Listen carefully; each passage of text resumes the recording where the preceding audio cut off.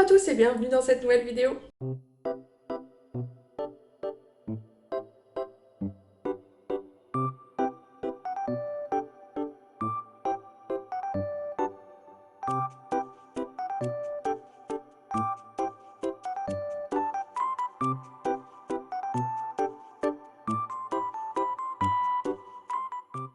Alors, comme vous avez pu le constater, j'ai fait une petite intro de printemps. J'en avais marre de plus avoir d'intro du tout et je voulais pas utiliser l'ancienne encore ad vitam aeternam.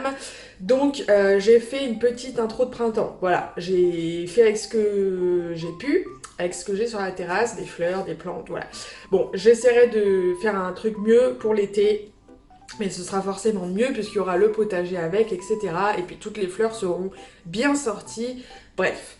Donc voilà, que pensez-vous de cette petite intro de printemps? Alors aujourd'hui, petit micmac du mois de mars. Micmac du mois de mars, qu'est-ce que c'est? C'est comme le micmac du mois de décembre, mais pour les nouveaux, en fait, je filme plein de choses et je mets tout ça dans une vidéo. Voilà, c'est une vidéo qui n'a pas de thème précis. Bon, évidemment, on va parler de plantes, mais à part ça, c'est pas une vidéo dédiée au rempotage, au semis, à quoi que ce soit. C'est vraiment un fourre-tout de plein de choses. Comme ça, vous ne vous ennuierez pas. Et forcément, je le poste début avril, puisqu'il faut le temps de finir le mois de mars et après le temps de faire le montage, etc. Donc, je pense que ça sortira ce lundi 4 avril, probablement. Donc voilà, pour ce petit micmac où j'ai mis plusieurs petites choses. Et voilà, c'est tout, je vous laisse directement avec la vidéo. Alors là, je passe en voie off et on passe justement sur ma terrasse où je vais planter des nouvelles petites fleurs que j'ai achetées. Donc j'ai pris des petites potées pas très profondes mais plutôt larges en terre cuite et je vais planter ici 2 bégonias. Donc ce que je fais, c'est que je place mes pots en plastique. Alors je sors d'abord les plantes, je les dépote et je place les pots en plastique sur le substrat et je tasse du substrat bien autour. En fait, pourquoi je fais ça? Ça me permet d'avoir la taille pile poil qu'il faut pour pouvoir ensuite déposer, regardez, les plantes. Voilà, en fait, il y a l'espace pile poil pour rempoter ces petites fleurs. Donc c'est vraiment une astuce, je sais plus du tout où j'avais vu ça, mais j'ai trouvé ça super intelligent. Donc j'essaye de le reproduire quand je rempote des plantes comme ça à l'extérieur. Je ne dérange pas les racines, je les laisse faire leur vie et je rempote pile poil à la bonne taille. Ensuite, on passe au deuxième rempotage. Alors là, je ne sais même plus ce que c'est. Ah si, ce sont des bélisses. Donc là, il y en a 3, donc je fais pareil. J'essaie de mesurer à peu près la hauteur de la potée, enfin de la motte de racine plutôt. Je place à peu près les 3 mottes pour voir comment ça rend, pour voir si ça tient déjà. Donc je place les 3, je les dépote. J'essaye de voir un peu comment ça rend. Alors là, elles étaient toutes fanées, mais elles vont beaucoup mieux le lendemain. Même quelques heures après le rempotage, elles allaient beaucoup mieux. Je place mes 3 petits pots comme j'ai fait tout à l'heure, vous voyez. Donc il y a une couche de substrat en dessous, je place les pots et ensuite je rempote le substrat tout autour. Il faut bien tasser, comme ça quand vous retirez les pots, ça ne bouge pas, ça ne tombe pas. Et le substrat est bien mouillé aussi, ça permet qu'il soit bien compact. Et hop, il n'y a plus qu'à glisser ces petites plantes dans les trous pile poil adaptés à la bonne taille. Je trouve ça trop magique comme astuce. Alors je voulais absolument la partager avec vous. Et dites-moi ce que vous en pensez. Ces fleurs là, elles sont trop belles, ces petites bélisses. J'adore. Alors donc on va rempoter 3 petits bébés oiseaux de paradis qui sont sortis de graines. J'allais dire complètement par hasard, oui, complètement par hasard. En fait, elles étaient en dormance dans la sphaigne sèche depuis un moment, en fait. Et j'avais oublié qu'elles étaient là. Et en utilisant la sphaigne pour d'autres plantes, pour mes boutures de Monstera taille constellation, et ben en fait, elles ont germé. Donc là, on en a déjà 3. Donc ces 3-là sont sortis de sphaigne. Je les ai isolés quand je les ai vus, je les ai prélevés en fait des pots où elles étaient. Pour qu'elles se développent toutes seules de leur côté. Donc là, j'ai essayé de mettre ça en eau. Ça m'a ressorti des petites radicelles. Là. Alors attendez, ça ne veut pas focus correctement. Voilà. Donc ça m'a fait des petites radicelles supplémentaires. Et on a aussi celui-là. Sauf que j'ai vu qu'il commençait un peu légèrement à moisir là dans l'eau. En fait, là, il y a toute une partie, je sais pas, un peu gluante, bizarre, là, que je vais essayer de retirer. Et on a celui-là qui a un peu plus d'avance que les autres et qui était déjà rempoté en sphaigne tout seul de son côté. Et là, je vais faire une petite potée avec les trois. Je sais pas du tout ce que ça va donner puisque ces deux-là ne sont pas du tout bien avancés. Je vais les rempoter dans ce pot-là. Alors, les oiseaux de paradis, ils préfèrent des pots profonds que larges. Donc, des pots comme ça en forme de cône, assez étroit mais très profond, ça convient très bien. Donc là, j'ai pris un de mes gobelets en plastique que j'avais acheté sur Amazon. Je les ai mis dans ma vitrine, je crois, si jamais vous voulez. Par contre, voilà, j'avais refait des trous de drainage pour l'écoulement de l'eau. Et on voit qu'ils ont bien été utilisés puisqu'ils sont un petit peu sales. Rien de grave. Alors, on va utiliser mon substrat habituel, qui est un substrat bien drainé, plein d'écorce, plein de pouzzolane, plein de perlite. J'utilise vraiment le même substrat pour quasiment toutes mes plantes. Lui, on va le défaire de la sphaigne. Ouh là là, je vois pas les racines. Ça, c'est pas normal. Il a pas dû bien évoluer dans sa sphaigne. Je ne vois pas les racines. Où sont-elles? Ah là là, c'est pas normal ça. Les Strelitzia ont vraiment un fort système racinaire. Quand on les rempote, c'est très impressionnant. Ils font des... Ah, la graine s'est barrée. Ils font des racines très épaisses, très blanches, très grosses, très profondes. Ok, donc lui, il était bien plus raciné que ça. Et là, il lui reste plus que ça, quoi. Très bizarre, il a pas apprécié son petit séjour en sphaigne. Bon, du coup, c'est un peu un coup de poker ce rempotage parce qu'en fait, il n'y a aucun des trois bébés qui est très développé là. Donc moi, je trouve que les oiseaux de paradis, c'est plus joli en potée en fait. Un seul dans un pot, c'est très joli aussi, surtout quand ça devient grand. Mais j'aime bien aussi quand il y en a 3 ou 4, enfin voilà, que ça fait des belles potées. Bon, bien sûr, du coup, il faut adapter la taille de son pot parce que, comme je vous disais, les systèmes racinaires sont quand même très costauds. Voilà, de toute façon, là, c'est un petit pot quand même, c'est vraiment pour qu'il se développe. Mais ce sera probablement, si ça évolue, en tout cas, ce sera rempoté au cours de l'année. Il n'y aura pas le choix, je pense. Des oiseaux de paradis, j'en ai déjà eu, c'est vraiment magnifique. C'est comme les palmiers et les monsteras, ça donne tout de suite un côté très tropical à votre intérieur. Le mieux, c'est quand même de les mettre à l'extérieur à la belle saison. Ce sont quand même des plantes qui ont besoin de beaucoup de soleil. C'est la Diana du montage. Non, pas beaucoup de soleil. Bien évidemment, je voulais juste dire beaucoup de luminosité. Alors après, quand c'est des plantes, par exemple les oiseaux de paradis, quand ils poussent à l'extérieur dans la nature, oui, ils sont en plein cagnard. Mais si vous avez des oiseaux de paradis chez vous et que vous voulez les mettre dehors à la belle saison, n'y allez pas franco. Ne les passez pas de chez vous au soleil d'un coup. Hein. Vous essayez d'y aller progressivement et si vous pouvez laisser les mêmes à l'ombre. Parce que voilà, ça risquerait de les cramer. Vos Monstera Deliciosa, puisque j'en parle à un moment dans la vidéo, on ne les met pas au soleil par contre celles-ci, hein. On les laisse à l'ombre si vous les sortez. Voilà, c'est tout, petite parenthèse. Et là, je ne sais même pas si ce sont les mêmes 3 variétés d'ailleurs de Strelitzia en fait, puisque j'avais fait des tests avec pas mal de graines. Et je sais même pas si c'est les mêmes variétés, mais c'est pas grave. Si elles sont mélangées, ça fera peut-être sympa dans le même pot. Là, on va bien arroser. Et je vais mettre sur tapis chauffant, juste au cas où quand même, pour pas que le substrat reste humide trop longtemps, parce qu'il n'y a vraiment pas un gros système racinaire. Donc on prend pas de risque, on arrose, mais on fait sécher très vite. Ensuite, ce que je vais faire, c'est que je vais rempoter mes cactus tropicaux. Donc là, on a cette petite potée de Rhipsalis, ça c'était Ramulosa Red Coral.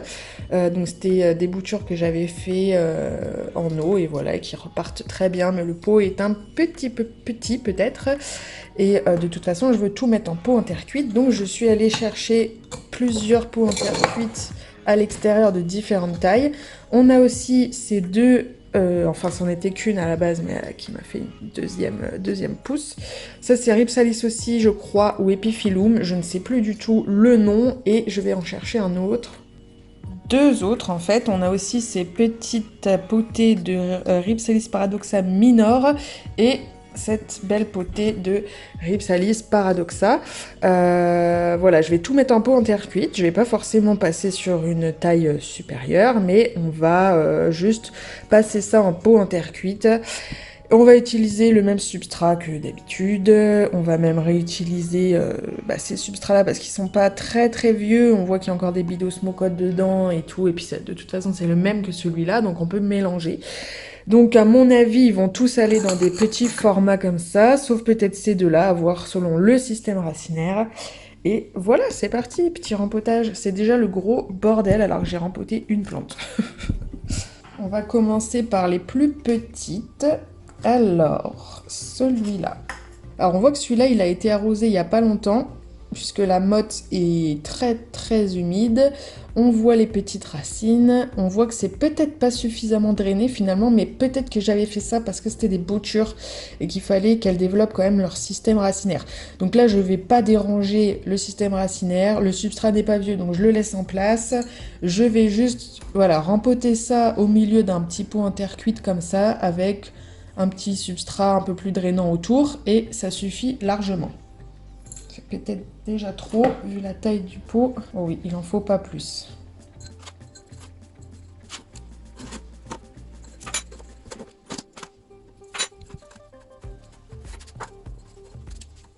Voilà, donc ça c'est fait. On fait la même chose avec la petite potée là, de Rhipsalis paradoxa minor. Alors lui, à mon avis, le système racinaire va être encore moins développé. Ça va, c'est pas trop mal.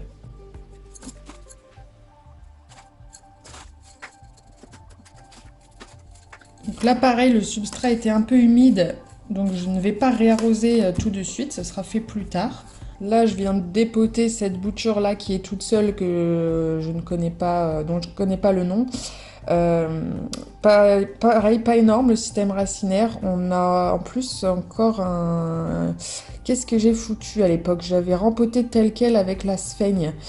Des fois, je fais ça quand en fait les racines sont tellement en fait prises par la sphaigne que je veux pas tout déranger, je rempote tel quel. Donc ça tombe bien que ça aille en pot en terre cuite, comme ça pourra sécher plus vite. C'est bien parce que ça rentre pile poil dans cette taille de pot en terre cuite à chaque fois, mais ça laisse tout juste en fait l'espace autour pour avoir une taille de pot supplémentaire par rapport au système racinaire. Donc comme ça peut se développer tranquillement, mais en même temps en restant quand même assez à l'étroit. Oh, ma table elle prend cher là, c'est le gros bordel. Et voilà 2-3, et il en reste plus qu'une. Donc là il y a quand même beaucoup de boutures, je suis très étonnée, c'est vraiment un mini système racinaire. Donc en fait même celui-là il va pouvoir je pense rester dans un pot comme ça. Après avec le poids ça risquerait de chavirer en avant, donc je vais essayer de les mettre assez profond.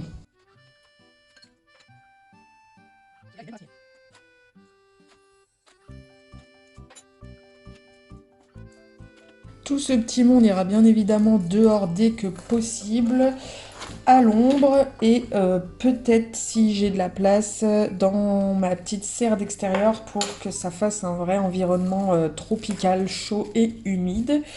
On verra si j'ai la place, même si c'est encore assez petit, eh bien ce sont quand même des plantes qui cascadent, donc je peux pas les mettre partout dans la serre, donc on verra bien.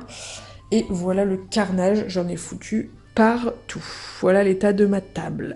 C'est une catastrophe, mais tout est bien rempoté. Je vais nettoyer et je vous montre tout ce beau monde juste après. Alors, voilà déjà ma petite potée d'oiseau de paradis qui a eu son bon arrosage et qui va aller sur tapis chauffant, et je vous donnerai bien évidemment des nouvelles plus tard.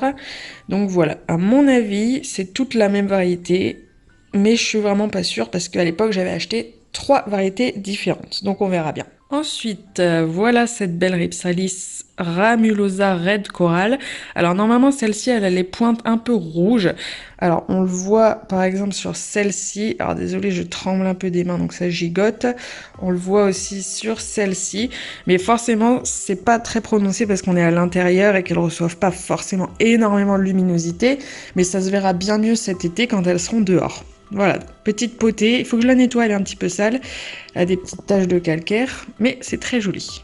toute petite potée de Rhipsalis paradoxa minor qui n'a jamais vraiment trop évolué chez moi. On verra cet été encore une fois dehors. Donc là on a des nouvelles petites pousses, donc ça va, en serre, elles se plaisent quand même un petit peu. Mais voilà, il faudrait créer un vrai environnement très chaud et très tropical, donc on verra cet été. On a cet inconnu-là qui, à mon avis, est un épiphyllum, qui est très sale. Pareil, il faut que je le nettoie. En fait, on se rend pas trop compte. En fait, on se rend plus compte à la caméra à quel point c'est sale. La caméra fait ressortir tous les petits détails blancs, là. Donc, effectivement, un petit coup de nettoyage. Après, le calcaire, c'est dur à faire partir. Donc, dans tous les cas, je pense que les taches vont persister un petit peu. Mais c'est pas très grave. Donc là, on voit qu'on a une nouvelle petite pousse. Mais celle-ci, elle s'est pas vraiment bien développée. Encore une fois, je pense que c'est un manque de luminosité. Donc, pareil, comme les autres, on verra cet été comment ça évolue. Et voilà la dernière. Donc ça, c'est vraiment une de mes préférées, hein, la Rhipsalis paradoxa. En fait, voilà, ces tiges sont très très particulières et j'adore. Bon, là, ça se voit pas forcément parce que les tiges sont finalement très fines et peu développées, à part celle-ci là, qui ça va encore. Mais pareil, hein, je pense que c'est toujours pareil, un manque de luminosité, peut-être que c'est pas suffisant en serre. Ça pousse en fait, mais ça se développe pas non plus de fou.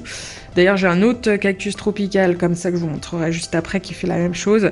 Donc, on va tout miser sur cet été à l'extérieur. Mais voilà, celle-là, c'est vraiment l'une de mes préférées. Voilà, et ça c'est le cactus dont je parlais juste avant, c'est mon cactus queue de singe. Alors malheureusement, j'ai fait moisir une de ces tiges il y a pas longtemps, on voit que j'ai coupé à ras. Suite à un arrosage, malheureusement. Voilà, pourtant ça faisait très longtemps qu'il n'avait pas été arrosé, enfin il me semble en tout cas. Mais voilà, donc ça c'est très joli, c'est l'un de mes cactus tropicales préférés, mais c'est pareil en fait, c'est bien plus joli quand il fait des très grosses tiges, plus larges que ça, qui pousse plus en longueur. Donc là pour l'instant moi c'est très joli, hein, je l'adore, surtout que je l'ai eu tout bébé, il était bien plus petit que ça, donc mine de rien il a quand même bien poussé, mais voilà, j'aimerais bien qu'à terme il soit bien plus imposant, que ce soit plus joli, et puis surtout qu'il arrête de faire pourrir ses tiges parce qu'il en a déjà pas beaucoup. Bon, j'étais en train de continuer mon tri là, et en fait j'ai retrouvé des tonnes de graines. Alors, ça c'est les radis, ok, c'est pas trop mal. Ça c'est les capucines, oui c'est ça, capucines. Alors, je sais que je vais déjà en recevoir cette année dans une box, je vous en parlerai bientôt. Donc ça va m'en faire beaucoup.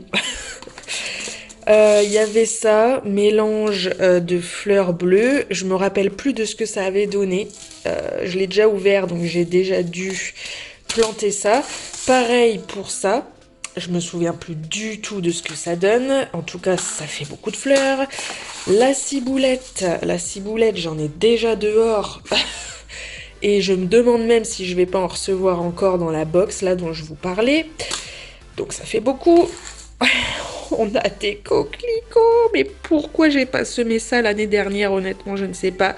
Période de semis, mars-avril, on est en plein dedans, donc faut pas que je perde trop de temps. Bon, après j'avais prévu de faire mes fleurs en avril, donc ça devrait aller, mais voilà, ça fait beaucoup. On a des poivrons. Alors là, je me souvenais absolument pas de ça. Et en plus, il est ouvert. Alors là, je comprends pas du tout. Époque de semis de février à avril sous abri chauffé. Donc je peux faire ça dans ma serre. Par contre, je sais pas, il faut que je vois si c'est possible dans une culture en pot. Voilà. Et ça, ce sont des très vieilles graines. Franchement, ça fait 1000 ans que j'ai ça. Je ne vais pas m'amuser à planter ça. Je sais pas en quoi en faire, mais ça finira peut-être à la poubelle, hein. Donc voilà, en fait, je pensais que je n'avais que les fameuses fleurs là. Dont je vous ai déjà parlé à planter, mais en fait j'ai encore aussi tout ça. Bon, après vous me direz, je peux aussi très bien donner les graines.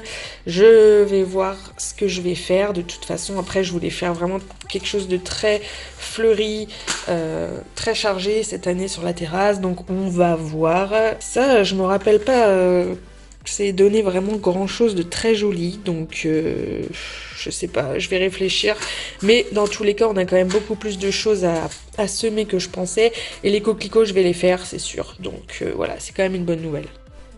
Donc là-dedans, on a les 25 sachets de reproduction pour les acariens prédateurs. Donc je vais ouvrir ça et les installer dans mes plantes. Voilà, donc il y en a vraiment beaucoup. Il y en a 25 à installer, c'est vraiment pas mal. J'ai vraiment beaucoup de chance qu'il m'ait envoyé ça. Donc pour vous rappeler un peu, j'ai fait plein de vidéos à ce sujet. Vous pouvez retrouver ça dans la playlist lutte contre les nuisibles ou les nuisibles ou je sais plus trop comment ça s'appelle. Je vous mettrai ça dans le petit i. Donc moi je suis ambassadrice chez BioGrowy, la marque que j'utilise depuis plusieurs années maintenant pour la lutte biologique. Donc comme vous voyez, insectes utiles, la lutte biologique c'est l'introduction d'organismes vivants comme par exemple des petits acariens ou encore des punaises qui vont venir eh bien, lutter à votre place de façon naturelle contre les trips. Voilà, c'est vraiment un résumé rapide, mais j'ai déjà fait pas mal de contenu à ce sujet. Donc voilà, donc là les sachets de reproduction, je vais les installer grâce au petit crochet là entre guillemets qui est prévu pour. Et puis voilà, c'est parti. Donc sur les plantes les plus grandes, les plus longues, comme par exemple ce pothos, j'en mets plusieurs. Donc lui, il en aura 3 sur toute sa longueur, voilà. Donc après, ce qui est bien, c'est que les feuillages se touchent, hein, donc les acariens peuvent passer quand même d'une plante à une autre. C'est ça qui est pratique quand même de tout avoir au même endroit et de pas avoir une plante dans la salle de bain, une plante dans la cuisine, une plante dans la chambre, etc. Voilà, donc évidemment, j'en mets dans les plantes les plus sensibles, à savoir Monstera, les Aracées en règle générale, mais ouais, surtout les Monstera. Bon là, le pothos, hop, je vais faire tomber un peu la nourriture là pour acariens. Hop, voilà. Le pothos, je vais pas lui en mettre. Lui, on va lui en mettre. Par contre, on va lui en mettre même plusieurs sur toute sa longueur. Le pothos Global Green, là. Hop, je vais poser le téléphone après parce qu'à une main, j'en ai pour 1 heure. C'était juste pour vous montrer voilà, comment ça s'installe dans les plantes. Vraiment rien de compliqué. Enfin, sauf quand on n'a qu'une main. Ça va pas du tout, ça. Faut que je le mette ailleurs. Oh, décidément, à une main, je galère. Voilà, c'est beaucoup mieux. Allez, à plus tard. Bon, finalement, j'ai pris une décision concernant les graines. Déjà, là, j'ai tout réuni dans la même boîte. Alors, ce que je vais garder sûr et semer, c'est les coquelicots. C'est ces 2 sachets de graines de fleurs des champs qui m'avaient été offertes dans 2 boîtes Oya et Pampa. Parce que je voulais voir ce que ça allait donner absolument. Ce sachet de graines pour attirer les papillons et les abeilles, ça tombe bien puisque je vais faire du potager, donc il va me falloir des pollinisateurs quand même si je pense que j'en ai toujours d'habitude, mais bon, au cas où, on va essayer de les attirer. Donc ça fait déjà 1, 2, 3 pots ou jardinières à remplir. Ça et ça, je ne vais pas les garder, je vais les offrir. Les radis, je vais les offrir. Ciboulette aussi. Capucine, je pense aussi, puisque je vais en recevoir dans une prochaine box qu'on va m'envoyer avec plein de choses dedans. Et je sais qu'il y a des capucines. Donc voilà, et le reste, j'avais jeté. Donc tout ça potentiellement à donner, que j'essaierai de donner sur Reims à mon entourage ou à des abonnés, voilà. Et ça à planter. Donc là, je vais attendre parce qu'on a des gelées toute la semaine. Là, on est lundi, là, au moment où je parle. Et on a vraiment des gelées toutes les nuits de la semaine avec des températures assez basses. Donc ça va pas encore être pour tout de suite. Et puis c'est tout. Et puis bah si j'arrive à les planter, s'il arrête de geler, je vous ferai forcément une petite vidéo à ce sujet. J'ai oublié de parler des graines de poivron qu'on voit dans la première partie de la vidéo où je montre toutes les graines. Bon, ça ira aussi, ce sera donné aussi. Je sais pas où j'ai mis le sachet, là je peux pas vous le montrer, je sais pas où il est. Je le retrouverai et il sera donné avec les sachets de fleurs et de radis que vous avez vu précédemment. J'espère que cette vidéo Micmac vous aura plu. Pas de mot de la fin précis, donnez-moi juste votre impression sur les vidéos Micmac et puis aussi peut-être sur la nouvelle intro de printemps. Je vous fais de gros bisous, merci d'être resté jusqu'à la fin, merci de regarder les vidéos, de les soutenir à chaque fois, de liker et de commenter. Bienvenue à tous les nouveaux, parce qu'il y en a plusieurs par jour en ce moment, donc ça fait super plaisir, on est bientôt à 3000 abonnés. Je vous prépare plein de choses en ce moment, il y a des vidéos semis de basilic, il y a des vidéos il y a une vidéo, pardon, semis de basilic, une vidéo semis plante thé des jardins là, la deuxième partie qui devrait arriver bientôt. Qu'est-ce qu'on a d'autre aussi en préparation? Une vidéo consacrée à l'évolution de ma Monstera Adansonii variegata. Voilà, il y a ça. Qu'est-ce qu'il y a d'autre? Qu'est-ce qu'il y a d'autre? Il y a un sauvetage de plantes qui arrive. Ça, je sais que ça vous plaît toujours. Donc, il y a un sauvetage de plantes qui arrive bientôt. Et puis voilà, ça fait déjà 4, c'est déjà pas mal. Mais je crois que j'ai d'autres choses en préparation. J'aimerais, pourquoi pas, vous faire une vidéo dédiée au tri et à l'épuration des intérieurs, des placards et tout. Je sais que c'est un thème qui plaît beaucoup sur YouTube. Des vidéos avant-après, des vidéos qui expliquent comment trier, un peu nettoyage de printemps, etc. Je sais pas si vous êtes friand de ce genre de vidéos, moi j'adore regarder ça. Il y avait une époque où je regardais toutes les vidéos decluttering, donc ça c'est le terme anglais pour désencombrement. Je regardais tout ce qui passait. J'adorais regarder ça. Surtout les parties en accéléré quand les gens trient, rangent, nettoient. Enfin, je sais pas pourquoi j'adore regarder ça. Dites-moi si vous, ça vous plaît aussi, parce que forcément, j'ai énormément de tri à faire cette année et ça pourrait vous donner des envies de decluttering justement. Donc je sais pas, franchement c'est juste une idée, dites-moi si ça vous plaît pas, ça m'évitera de faire un énorme montage pour rien. Donc voilà, n'hésitez pas à me dire ça aussi en commentaire. N'hésitez pas à me rejoindre vous aussi sur Instagram, on a dépassé les 9000 abonnés là très récemment, c'est vraiment un truc de fou, donc n'hésitez pas à me rejoindre là-bas, c'est vrai que je fais énormément de partages tous les jours en story, il y a plein de choses que vous ne voyez jamais en fait et qui se passent dans mon quotidien avec les plantes, enfin voilà, après je ne parle pas que de plantes sur Insta, mais quand même en grande majorité, donc si vous n'avez pas de compte Instagram, et que vous avez envie de me suivre, vous pouvez vous faire un petit compte privé, sans photos, sans infos, sans rien, et vous pouvez suivre des gens comme ça que vous appréciez. Je suis beaucoup moins présente sur Facebook. Facebook, c'est pas la même communauté, et puis j'ai l'impression que la page ne fait plus du tout de... Enfin, il n'y a plus de visibilité du tout sur ma page, donc il se passe pas grand chose sur Facebook. Je fais que de renvoyer mon contenu Insta vers Facebook aussi. Après, il y a aussi TikTok. TikTok, c'est un contenu différent.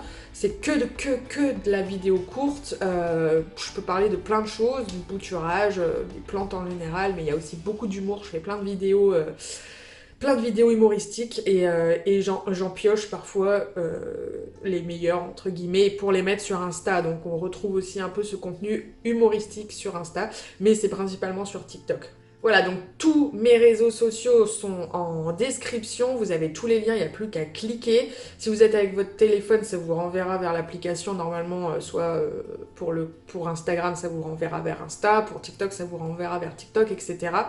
Donc vous n'avez plus qu'à cliquer. Concernant la lutte biologique aussi, moi je suis en plein dedans, hein. Ça y est, j'ai installé mon armée d'acariens, les punaises prédatrices et tout. Si vous êtes sujet aux trips là en ce début de printemps, n'hésitez pas à découvrir et à passer à la lutte biologique. J'ai fait plusieurs vidéos à ce sujet, je vous mets la playlist dans le petit i. Il y a aussi toute une story permanente sur mon compte Instagram qui s'appelle Lutte biologique où je décris précisément en quoi ça consiste, j'explique un peu... j'explique un peu des choses sur les variétés, les espèces pardon, que j'utilise, etc. Donc si c'est quelque chose qui peut vous intéresser, n'hésitez pas à aller voir ça. Et si vous voulez commander sur le site de BioGroWi pour acheter des acariens ou des punaises, ou même des coccinelles par exemple pour le jardin, pour les pucerons, bref, ça ne concerne pas que les trips, la lutte biologique ça concerne tous les nuisibles et eux ils ont vraiment une gamme qui est très complète. Donc si vous avez des problèmes de pucerons à l'extérieur, vous pouvez très bien aussi trouver une solution. N'hésitez pas à utiliser mon code promo plante de Diana 10, ça vous fera économiser un petit peu, ça vous fera économiser 10% sur toute votre commande, donc c'est vraiment pas mal parce que la lutte biologique c'est vrai que c'est beaucoup plus cher qu'une lutte chimique. Acheter un produit à aller 5 € grand maximum dans une grande surface, c'est sûr que ça coûte beaucoup moins cher. Par contre, c'est chimique, c'est nocif, ça vole dans l'air, c'est pas bon pour vos plantes, c'est pas bon pour vous, c'est pas bon pour vos animaux, pour vos enfants. C'est pas bon pour vos cultures potagères, enfin bon, voilà. Donc moi, la lutte chimique, j'ai complètement arrêté. Sauf là cet hiver, quand j'avais rien sous la main, enfin cet hiver, non. Là, il y a quelques mois, sur ma médusa, là, je lui ai fait un traitement chimique avec un fond de flacon qui me restait parce que vraiment, je n'avais rien d'autre sous la main. Mais j'ai fait ça dehors à l'extérieur, surtout pas à l'intérieur, et la plante est dehors depuis que je l'ai fait. Donc voilà, moi j'essaye au max d'arrêter complètement la lutte chimique. Voilà, allez c'est bon cette fois, j'arrête de parler, la vidéo est terminée, de toute façon il y en aura plein d'autres qui arrivent, où je pourrais parler encore énormément. Je vous fais de gros bisous, on se dit à très vite, prenez soin de vous, et ciao!